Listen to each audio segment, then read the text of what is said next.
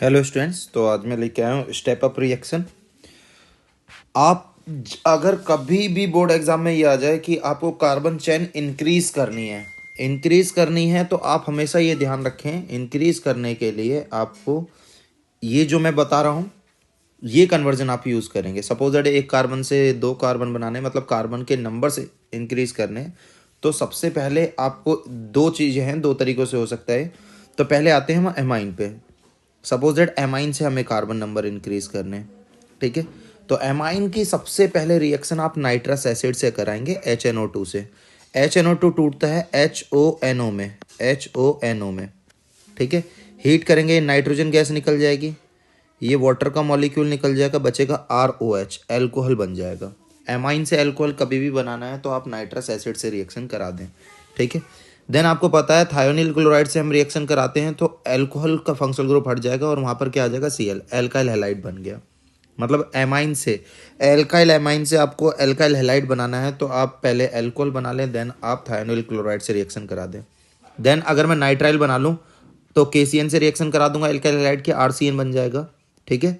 और नाइट्राइल का अगर मैं रिडक्शन करा दूं लिथियम एल्युमिनियम हाइड्राइड के प्रेजेंस में तो 4 हाइड्रोजन ये जोड़ेगा, यानी कि यहाँ से 2 पाई बॉन्ड आपके टूटेंगे, तो 2 हाइड्रोजन की कमी यहाँ, 2 इलेक्ट्रॉन की कमी यहाँ, तो 2 हाइड्रोजन में यहाँ जोड़ दूंगा, 2 हाइड्रोजन यहाँ, तो मेरे एमाइन बन गए।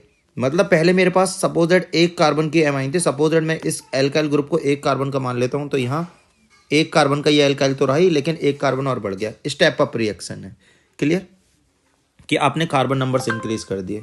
नेक्स्ट वन, अगर मैं नाइट्राइल से और कन्वर्जन करना चाहता हूं, सपोज दैट मेरे से कह दिया कि एल्काइल हैलाइड से कार्बोक्सिलिक एसिड बनाइए, तो आप क्या करें, पहले नाइट्राइल बना लीजिए। 2 स्टेप में ही आते हैं आपके कन्वर्जन मोस्टली।